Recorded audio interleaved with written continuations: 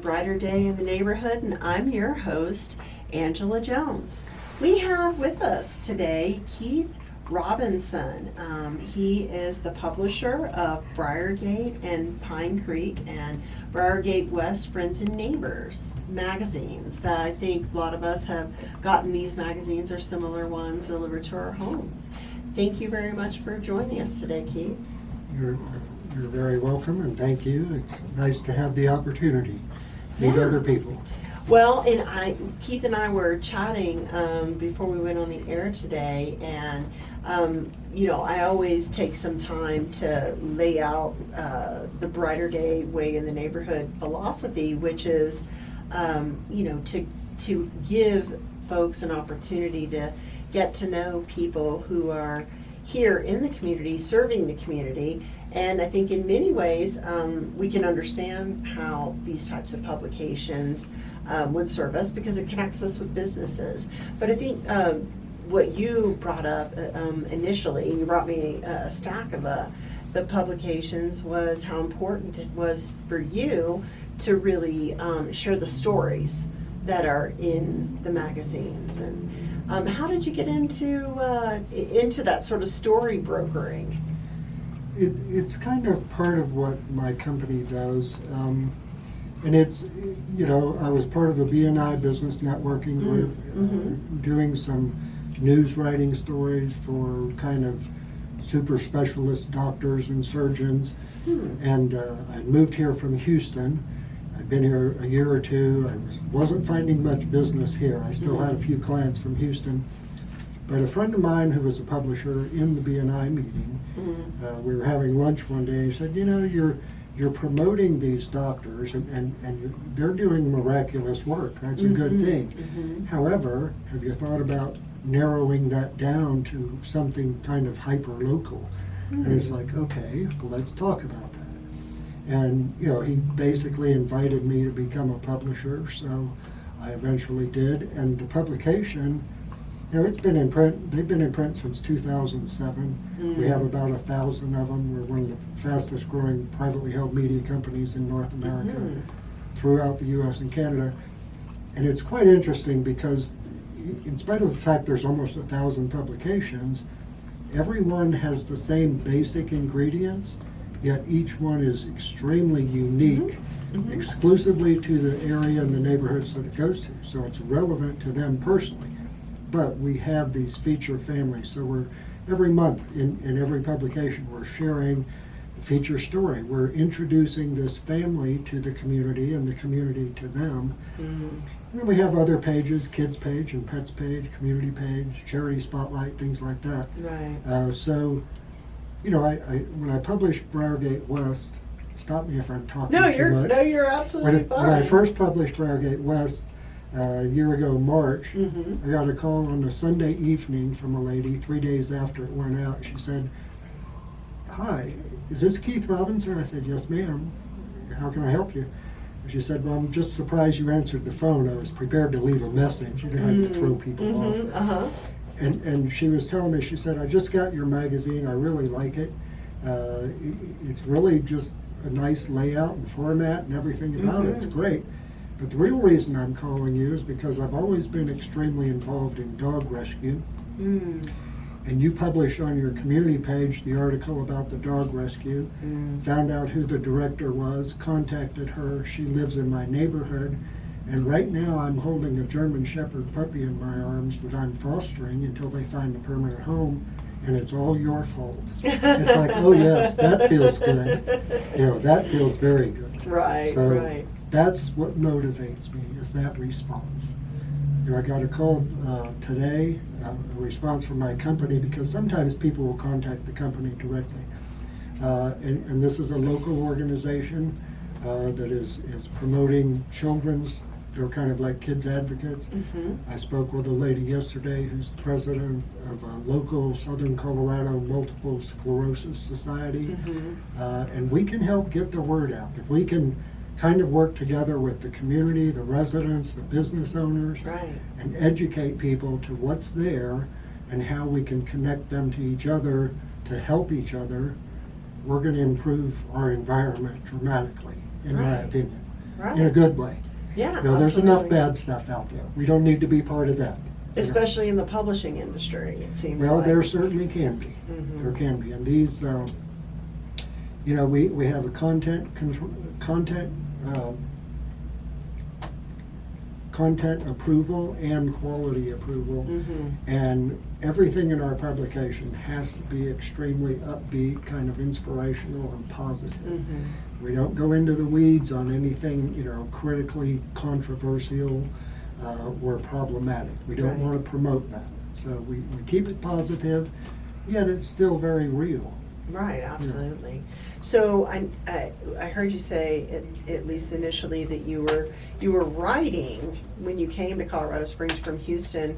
How were you a newsman before, or how did you get into the writing aspect? And are you writing the articles that we read in Briargate and Pine Creek and Briargate West, Friends and I Neighbors? got into it because I'm a very creative and was starving entrepreneur. Okay. I've been in business for myself for most of my life. Uh-huh. And, you know, I was in the finance business and mortgage business for a Okay. number of years, 2007 and 8, that went Mhm. down the tubes. Mhm. I basically lost my business, had to recreate myself. I built mobile-friendly websites for a number of years for small businesses that didn't Mhm. really have a lot of money, couldn't Right. do $5,000, $10 websites. Mhm. And it was mobile-friendly when a time when less than 50% of businesses had a website, let alone mobile. So it was Right. pretty new. Mhm. Kind of got into marketing bit by bit that way. And, you know, that was not working the way I really wanted it to. And I just, you know, I came across some doctors, healthcare companies and Mhm. things like that, and found that I created a company basically that did something nobody else on the planet did the way I did it, as far as I know. Hmm. And so I set up interviews with doctors, and these were, I mean, truly specialist surgeons, you know, Mhm. world-renowned spine surgeon, brain surgeon, Mhm. breast reconstruction, those type of doctors. A lot of medical people in Houston, believe me. Right. Oh, yeah. And I set up interviews with them, and then I would publish those interviews on my medical news media source website at the time. Mm. And then I would help to, you know, I found a way through another company, another media company, to syndicate those news stories out to literally 5, 6, 7, 800 news sources around the country, Oh, wow. newspapers, magazines, blogs, websites, what have you. And it built, you know, the main focus of what I actually published was kind of like our feature family stories in this magazine. That was Okay. what I wrote. Mhm. I wrote the story of this usually quite miraculous success of what this surgeon had done. It's like, Mhm. holy cow, I can't even believe people can do that, Right. you know? And you know, I brought in a video team one time for a open surgery. Mm. With, you know, the doctor I worked with at the time was one of the first 2 in the U.S. to use the Mazor robotic assisted surgery. Wow. And so you had a patient there, Mhm. completely open to have Mm. spine surgery, literally open down to the spine, Right. the bone itself. They put something that looked like a small soda can down there. Hmm. It read the computer. They'd already basically done a virtual surgery before preparing the patient. The robot actually resets itself, positioning itself, and lights up lasers as to exactly where to put the screws into the spine. So the doctor is still doing the work, however, the robotic assistance makes it much, much more precise. Pretty interesting stuff, to That's say it. the least. Yeah, it sounds like innovative. And so, Yeah. you know, I had a number of doctors. I kind of built referrals from them and worked with them to basically share those news stories. I'm not a professional journalist, have no training as a journalist. I'm rather creative, I guess. I don't know, you know. Do you write these I local don't stories? now. Okay. I don't now. I have I have a team for each of these. I have a contact coordinator who actually does both of these. I have a separate photographer for each one, and I have a designer. The first 4 months of my first publication, basically I did do everything because I could not get a good contact coordinator. They're the one that Tom is much better than I am at the creative writing. I can do it, but it's not my specialty. Right. So it's it's like everything in life. I think it's kind of a process. Right. You might jump in with both feet, but you find that you really can't do this on your own. You need other people. Absolutely. I'm thankful to have the teams that I have. Well, and I want to talk to you more about that, like team, how you approach teams and this idea of, getting in the lane where you are, best using your talents to serve the people that you're called to serve. But I want to take a quick break to remind our listeners you're tuned in to A Brighter Day in the Neighborhood with your host Angela Jones, and today we're with Keith Robinson. So Keith, you were talking about when I'd asked you, did you have a news background, and we've talked about creativity, and sometimes people think creativity just is like in painting or artist. What have you. Right, you're an artist of some kind, but I think it's really interesting where your creativity seems to be in an ability to innovate and create new businesses or opportunities. At least that's what I'm hearing so far from you. You're very gracious. I suppose you're somewhat right, but you're very gracious too. Well, and it also strikes me that you're just fascinated by innovation as well, or at least in the work that these doctors are doing and just the way they're moving the needle in terms of better ways to take care of folks. And I don't know, but what have you learned about having been an entrepreneur, and usually when you first start out, or many times when we start out, we're working like a one-arm wallpaper hanger, Right. You know what I mean, with all the jobs and no support. But what have you learned as you've become entrepreneurial mature? You mentioned innovation, and I think I see where you're going here, but for me, a lot of it is living consciously, paying attention, connecting with other people, finding, I kind of personally believe that every time we touch somebody in any way, shape, or form, it has some impact. It's like that tiny little wave thing. Or the butterfly, Right. that creates the hurricane. Exactly. So, why not take whatever it is we have? I mean, we all have our faults, so I certainly have plenty. But why not take what we have and creative talent, innovation, whatever you might want to call that, and connect that to other people, make a difference in people's lives. That's what I was doing with the doctors. That's what I've tried to do. I was in the mortgage industry. The first 3 clients were single-parent moms with kids living in a very nasty apartment complex. Got them into 3-bedroom, 2-bath, 2-car garage brick homes with a new school down the street. It's like totally changed their lives. It's like, wow, that feels really good. Let's find other ways to do it. So maybe that's where some of it stems from. But it's not really about me doing that. It's about me paying attention and being conscious enough to spot other people that have the same abilities, different skill sets maybe, but we can all have a positive impact. Why not help people to do that? And you don't have to tell them to do that. You just have to kind of, I don't know, hug them and love them and encourage them, and they'll do it on their own. Like create the environment. Sometimes, a little education goes a long way. So provide the opportunity, connect with other people that get it, and that wave gets bigger and bigger and spreads further and further, and truly changes our environment, our society, our community, etc. I think that's possible if we're willing to just step out there and be who we are, completely real, yet pay attention and do the best we can. It's not rocket science. Right.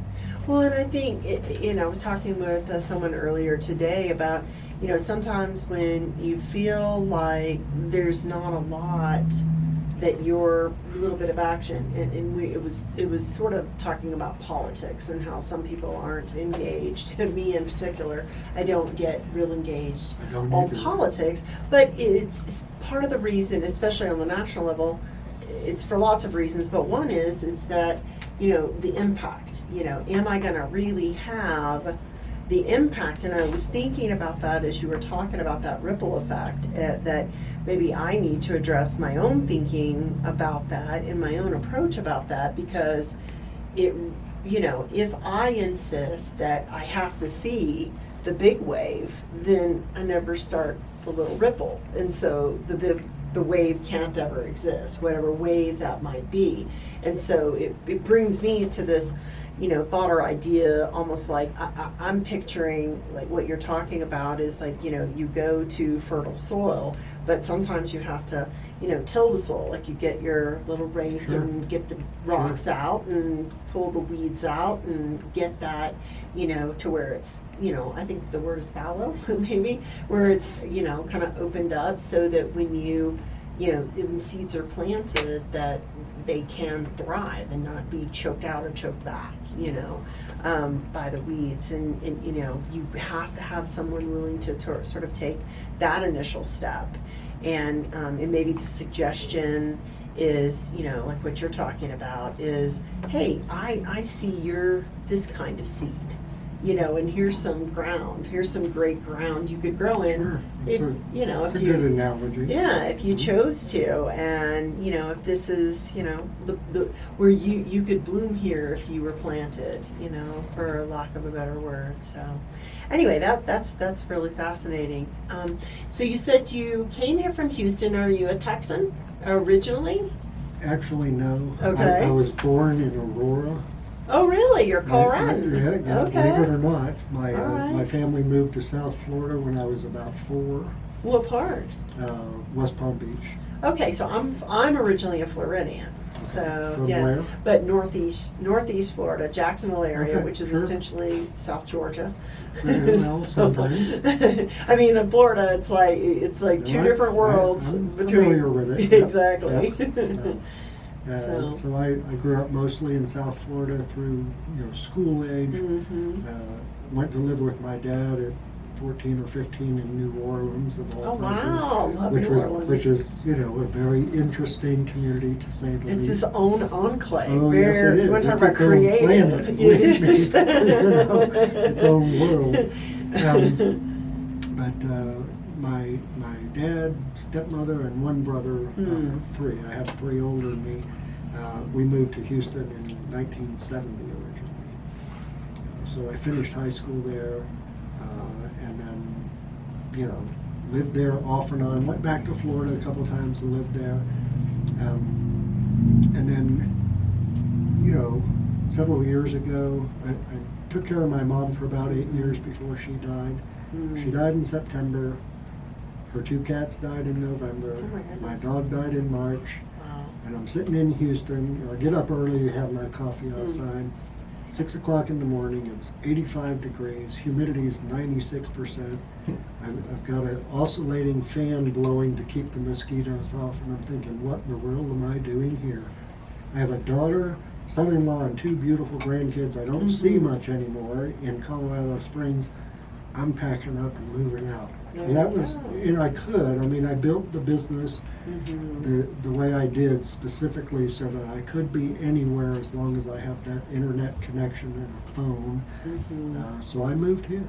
That's fantastic. Found a little place in Black Forest on a couple acres and thought it was heaven. Wow. And as far as I was concerned, it was. Uh-huh. It turned out I wasn't able to stay there. Stayed there about 1.5 years, but there was wildlife there. 10 to 12 deer in the front yard right outside my office window. Wow. I was set back off the road on a couple acres. looking at the second generation or third generation of two different kinds of woodpeckers.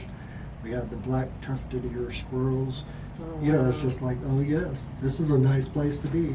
Yeah, I can stay here the rest of my life, no problem. Right. And it just didn't work out. No, so you ended up in just another area of Colorado Springs then? I did. I stayed with my daughter and her family for a Mhm. while, which was nice. I mean, I spent some time with my two grandkids here. Mhm. And, you know, Benjamin's 14, Emily's 12. Connected really well with them. Mhm. You know, sometimes they didn't like me very much because I was there keeping an eye on them. But, Mhm. you know, it built that bond and relationship in a good way. And then finally, recently, I was able to get back into my own space. So I Great. live kind of northeast central of downtown. Oh, nice. And I'm right now a Black Forest resident, and it is something else up there. It is. Yeah, I It- spend a lot of time. We're in Black Forest, right? We're real close to the community center. So at one at Shoup and Black Forest. I Mm-hmm. live 3 houses down from that. Well, we were You know neighbors where then. Descars was? Yeah, yeah. Okay. Across the street, Uh-huh. I'm the third property down. Neat. There's a house out front, but there's a driveway next to that Mhm. that goes to a little old quirky place in the Yeah. back. I think it was built in the late 1800s. Wow. Part of it, Neat. and not very level. You know, my daughter came over. She had a really traumatic head injury years Oh. ago, and so she's a little off balance once in a while. Mm. Anyway, she stood in the kitchen. She said, "Dad, I can't." You know, she's holding on to the walls until I got the place furnished where it filled the space a little. But it was it was a very quirky little place. But it was just me. It was just Yeah. fine. I didn't have any problem because I spent most of my time outside on the deck anyway. Mm-hmm. But Black Forest is a nice place to be for sure. It really is. And you know, you describing, you know, it's kind of interesting, you describing your little place, and you know, I don't know, it just reminds me of people in general. You know, it's like we've all got these little quirks, and you know, and it kind of fits back into sort of like you find the uniqueness, the beauty, the interesting part of, you know, each each individual's experience and the things that have shaped them to get to where they are, and that appreciation that you have for that is just so evident. Well, it's interesting to me that we are all extremely unique, yet we're all basically the same. Right. You know, I mean, we really are. We have the same needs and wants. We want to be loved and Mhm. taken care of, and have enough to eat, and a decent place to Mhm. live, and have family and connections, and share our kids' activities and pets, and Right. have a decent job. You know, it's pretty much the same everywhere. Yet every single one of us is extremely unique, no doubt about Yeah. that. So, Well, I like to tell my kids, yeah, you're unique, just like everybody else. well, that's the bottom line. And it's like, you know, everything we do is unique because Mhm. we bring something unique to the table. Yet we're all basically in the same boat. We're all still doing the same thing. We may have different jobs, different skill sets, different unique personality traits, but again, it's all pretty simple. And you know, it seems like our space in time here on this planet, Mhm. as short as it is, I mean, Right. in the scope of all time, it's extremely short. It's just Right. a quick little blip. Mhm. Yet, why shouldn't we be maybe more consciously thankful that we get this opportunity? You know, Absolutely. that doesn't seem like it should be a big reach for people. Right. And if I can kind of share that thinking, Yeah. why not? You know, we Yeah. we have a lot to be thankful for. We all do, especially here. I mean, here, you know, we have enough to eat, most of us. Mhm. We have, you know, we can get medicine, we can take care of ourselves. Obviously, you know, I can't prove this, but in my opinion, the Mhm. vast majority of the people on the planet do not have even good, clean drinking water every day. Right. So what are we griping and fussing about? We've got it pretty good. Let's do something to help others. Right. you know, and just kind of push that butterfly effect out or whatever. Right. And you know, a lot of life experience, but what I've read, studies, what have you, that's really that gratitude, exactly what you're talking about is becoming aware of, you know, blessings. And it's the key to joy. It's the key to purpose and fulfillment. Yeah, absolutely. You know? And I think the difficulty is making judgments about our situations that are negative. And one of the things that, you know, I've learned, and, you know, I'm probably more than halfway through my blip on the planet so far. I'm well beyond halfway, my friend. So, is that, you know, if you begin to see your circumstances, well, you know, your challenges, the things that you might otherwise have looked at and judged as not good, you know, if you look at the things that happen as opportunities to grow or opportunities to connect, it makes all the difference. I'm going to visit a friend this weekend out of state, and we just learned that her sister, who's been battling cancer for some time, is coming home from treatment, essentially to spend her final days. And you know, there's a couple different ways that we can look at that. I've been friends with both of them for 25 years, and one is that, oh my gosh, you know, this is horrible. She's going to lose this battle, or wow, it's going to happen over the holiday weekend, et cetera, et cetera. And, you know, but I've chosen, and I think it's, for me, the most productive. I think for my friends, it's going to be the most productive to really embrace that. Isn't it wonderful that, you know, the timing is such a time where people are going to be off and going to be together, and we're coming together already. And we've got this time to spend, you know, with her, you know, before she moves basically into the next phase, which we all are going to do, and then have that opportunity to be there with the people who are closest to her and are going to be most heavily impacted by her loss. You know, just touching on that particular subject. Yeah. When my mom died, she died on a Friday, around 11 in the morning, and for 2 or 3 days before, she hadn't eaten anything since the previous Saturday. She was old. She was 85. Mm-hmm. She was ready to go. She'd been ready to go for a number of years. You know, right. Perturbed that firemen would die fighting fires, and God would take them instead of her. You know, she had that kind of attitude. Yeah. But you know, she couldn't talk anymore the last few days. You know, she was just there, but she really didn't have much life left in her. I contacted my family. I have, you know, nieces and nephews and other family in the Houston area. We had about 30 people in my house on Thursday night. Mom could not speak. She was laying on her bed. You know, basically it was a couch in her room. She used the couch because it supported her back. Right. Leaned up against the end. And when those people came in the room, I have a niece who is a fabulous singer, came in from college. So there's this whole family, all her grandkids and great-grandkids and you know, her own kids and stuff, and our kids in her room singing. You could see her eyes. She lit up like a Christmas tree.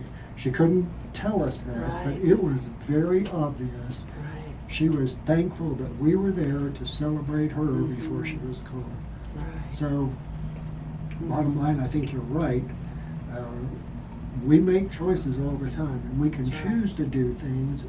Again, I think if we pay attention and live consciously, you've got this opportunity this weekend. You're losing someone dear. Right. So are several other people, obviously. Absolutely. You know, it is tragic, and it's sad. At the same time, you literally can turn that into a thankful blessing and celebration of sorts. You know, in a way that helps touch people in a much more positive way than the sadness.